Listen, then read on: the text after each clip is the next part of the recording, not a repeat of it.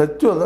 ಮತ್ತು ಅದೇ ಕಾರಣಕ್ಕೆ ಈಗ ವಕ್ಫ್ ಶುರುವಾಗಿ ಜನರ ದಿಶಾಬೋಲ್ ಮಾಡೋ ಶುರುವಾಗಿ ಕೇಂದ್ರ ಸರ್ಕಾರ ವಕ್ಫ್ ತೊಗೊಂಡು ಬಂದ ಜನರ ಭೂಮಿ ತೊಗೊಳಕತ್ತಿದ್ದಪ್ಪ ವಕ್ಫ್ ಅಂತ ಇನ್ನೇನೋ ಆರೋಪ ಮಾಡ್ತಾ ಇದೆ. ಅದೇ ಕಾರಣಕ್ಕೆ ಈ ವಕ್ಫ್ ಇದ್ದಿದ್ದು ಬಡ ಮುಸಲ್ಮಾನರದು ಅಥವಾ ಮುಸಲ್ಮಾನ ಹಕ್ಕು ಸುಳಾಗಿದೆ ಅಂತ ಕಾಂಗ್ರೆಸ್ಸಿಗರು ಈಗ ಒಬ್ಬರಿಗೊಬ್ಬರು ಆರೋಪ ಪ್ರತ್ಯಾರೋಪ ಮಾಡ್ತಾರೆ ನಡೆದಿದ್ದಾರೆ. ಇದೇನೂ ಆಗಲಿ ಅವು ರಾತ್ರಿ ಧರಣಿ ಸತ್ಯಾಗ್ರಹ ಏನದ ಈಗಂತೂ ಮುಗಿದದ. ಇನ್ನು ನೋಡೋಣ ಏಪ್ರಿಲ್ 5ಕ್ಕೆ ಯಾವ ರೀತಿ ಮತ್ತೇನು ಶುರು ಮಾಡ್ತಾರೆ ಇನ್ನು 2 ದಿನದಲ್ಲೇ. ಮಂದು ಅದ್ರ ಜೊತೆಗೆ ಏಪ್ರಿಲ್ 7ಕ್ಕೆ ಏನು ಮಾಡ್ತಾರಂತೇಳಿ. ಮಾತ್ರ ಈಗ ಯಡಿಯೂರಪ್ಪನವರಿಗೆ ಮತ್ತು ನಮ್ಮ ವಿಜೇಂದ್ರ ಅವರಿಗೆ ಅನಿವಾರ್ಯವಾಗಿ ಜನರೊಳಗೆ ಇಳಿಯುವಂಥ ಸಮಯ ಬಂದದ. ಎಲ್ಲಪ್ಪ ಅಂತಂದ್ರೆ ಅವ್ರಿಗೂ ಸಹಿತ 14 ಅಂತ ಸ್ಥಿತಿ ಬರ್ಬೋದು.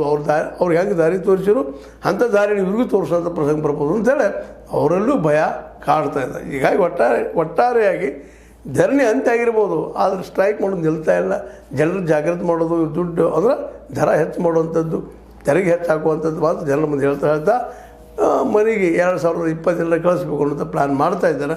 ಆದರೆ ಕಾಂಗ್ರೆಸ್ಸಿಗರು ಸುಮ್ಮನೆ ಕೊಡ್ತಾರ, ಉತ್ತರ ಕೊಡಲಿಕ್ಕಿಲ್ವ ಇವರು ಅನ್ನೋ ಸಹಿತ ನೋಡ್ತಾ ಹೋಗೋಣ ಅಂತ ಹೇಳ್ತಾ ಅಹೋರಾತ್ರಿ ಧರಣಿ ಅಂತ್ಯ ಆಗ್ಯದ.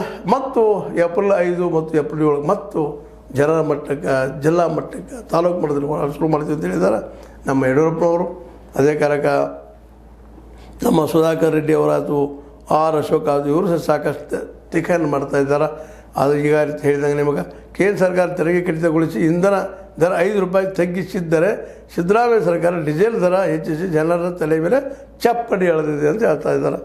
ಇವರು ತಮ್ಮ ವಾದ ಮಾಡ್ತಾರೆ, ಇವರು ತಮ್ಮ ವಾದ ಮಾಡ್ತಾರೆ.